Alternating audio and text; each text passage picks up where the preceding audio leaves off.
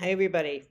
It is my pleasure to introduce to you the next class that Tirza Firestone will be teaching starting in March 19th to April 4th. I'm particularly excited about this class because it's called The Mystic Tree of Life, because I have done so much work on that myself, but not from the rich reservoir of knowledge that is bringing to this course. I will be her student as well, because I am she's going to combine the mystic tree of life with the tarot, with this wonderful resource that she has as she studies ancestry and our connection to our ancestors. I'm going to just read from her own description of the class. During this era of uncertainty and transformation, many of us are asking, how can we begin to heal the personal and ancestral traumas that keep pulling us back into negative cycles of reactivity, fear, and oppression of ourselves and others? As if anticipating the urgent needs of modern world, the ancient sages and mystics left us maps for navigating turbulent times on the planet. One of those is the Tree of Life. Now, I know from my own work in Anatomy of the Spirit that I relied upon the Tree of Life as this template that exists within us, along with the chakras and along with the sacraments. And this became Anatomy of the Spirit. And so when Tirza suggested this class, we're like right into my soul, because her angle on it comes from her rich and brilliant history as a master of the Kabbalah and as a rabbi, and her whole field of scholarship. So I'm going to just describe these classes, and later I'll be doing an interview with Tirza so she can share more from her perspective. But let me just listen to these jewels. The first class is, what is the name of your God? And have you heard from her lately? And in this first class, she's going to go into the meaning of the Kabbalah and the four world system that's involved in understanding the Kabbalah. Now, for me, because I have such deep regard for sacred literature, I really do believe that the template from which we created the scripture, from which we created the Kabbalah, from which we created sacred literature, is actually built into our bio-spiritual ecology. We're identifying paths within ourselves. And when I looked at the Tree of Life, and I realized that it was this, again, a multi-level design paradigm of the essential qualities that the soul needed to thrive in a lifetime. She's going to investigate that. Family tree maps and the archetype of the Tree of Life. In her second class, she's doing, what are the life-giving roots in my family tree? And where are the ones that are poisonous? What a rich, incredible class. To look at a family tree from both the point of view that from it comes so many life-giving resources and so many toxic ones. But identifying them makes all the difference. And of course, from my background in medical intuition and then in healing, etc., this is just the most supportive parallel truth that we could study. And honestly, I truly, deeply believe that we're living in this time in which we are gradually being shifted to consider mystical literature and mystical teachings for their bio-spiritual power. That they weren't just stories, that they weren't just ancient biblical stories, that they're in fact containers of profound truth about how our energetic nature works. But we've only entered the energetic era since the 1940s, since entering the nuclear age. We are only beginning to explore this part of ourselves. The third class is how am I doing at visioning my manifesto and manifesting my vision. You know, this is a time when what we are learning gradually but constantly is that we're co-creators. We're agents of co-creation. So we are always manifesting. We're always creating. There isn't one thing we can choose or one thing we can do that isn't an act of creation. There isn't one thought we can have. This is such a huge, profound truth. You know, when I, studied the saints, which I've done for decades, one of the things that mystics have in common, which has always, always fascinated me, is that they reached a point, and whether it's an Eastern mystic or a Western, it doesn't matter, where they, in their own way and in their own language and within the context of their own tradition, surrender to the divine, however it is they understand the divine. Like, I surrender myself to you. And that is a very mystical act that is not deeply understood, because surrender means I give up. I give up. I can't do this anymore. I give up. I've lost. I failed. So we associate surrendering with failure.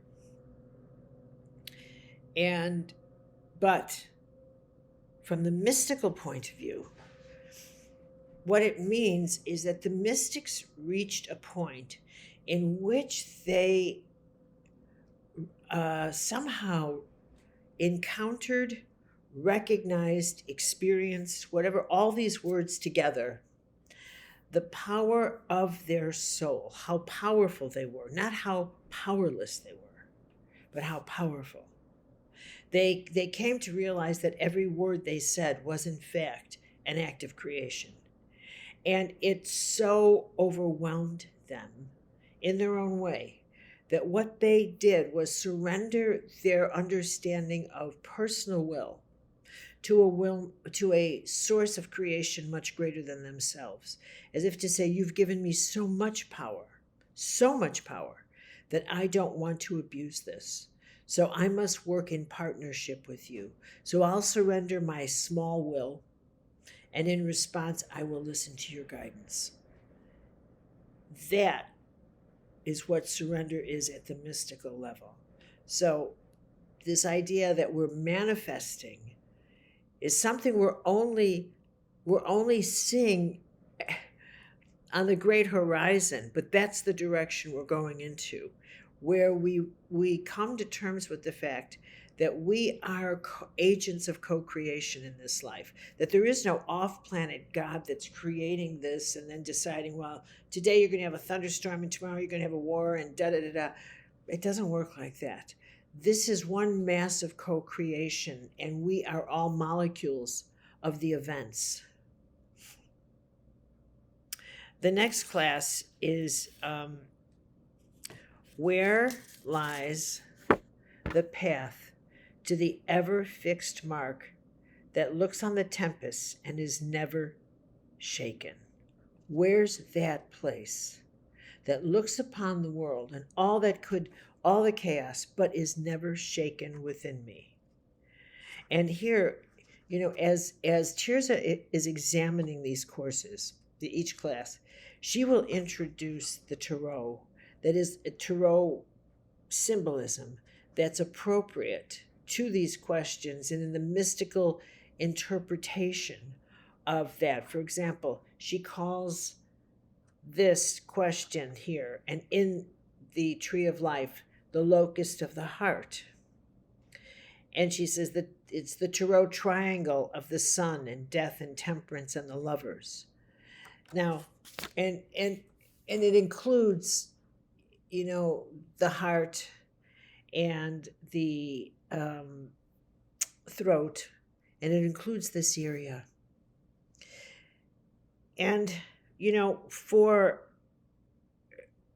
Tirza to combine the meaning of tarot and the meaning of the what she calls the tree of life chakras is so rich, because all of these traditions that go back thousands of years, all of these mystical tools, they speak to each other if you know how to see the common threads. And that's what, for me, makes this course so incredible, is that Tirza knows the common threads between the mystical teachings of Tarot, the Kabbalah, the ancient scripture, and depth psychology, which is her field. The 5th class she's offering is Encountering Divine Wisdom and Bringing It Home. And this is this, as you're designed, as the Tree of Life is designed, and the chakras, and even the sacraments, as you ascend, it becomes more impersonal or transcendent. And so we enter into the transcendent focus of the Tree of Life, with questions like, what breaks the gravity field of karma, for example? And again, she will introduce the Tarot aspects that support an investigation into this profound question, and encountering divine wisdom. What does that look like? How do you apply it to your life? How does it change your life? Everything about this course, to me, has the potential of changing the way you see your universe and how you interact in your universe, from feeling that you have little power to recognizing how much power you have. And the course ends with ritual practicum, sweetening the poisonous root of the ancestral tree. Tirza loves doing inner exercises. She loves taking people on deep inner journeys. And I think that's one of her strongest suits, that she is so good at combining our inner work with external work, the passing on of knowledge, and knowing how to slow down ourself so that the knowledge can absorb. We don't even realize we have to do that. But it's not unlike getting a huge banquet and not knowing what to eat, so you load up your plate and you start shoving it all in, and then you realize, I have to take a pause. I mean, I have just, my body is saying, stop, slow down, you've put too much in. It's the same thing when you do sacred teachings. You have to pause, and you have to shift gears and do a meditation or something that says we have to go to a different channel within us to let what we've just learned sink in emotionally, sink in spiritually, sink into our unconscious. Let our unconscious come forward and merge with it. So this course, to me, is so beautiful, because, consider how much of our inner work is based on looking backwards, examining our family, examining our histories, examining all that has gone before.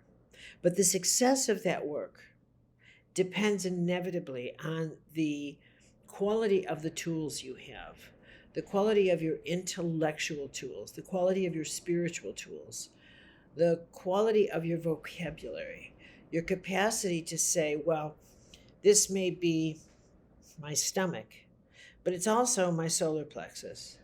It's also my 3rd chakra.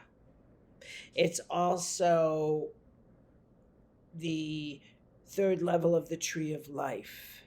If you have options, do you understand?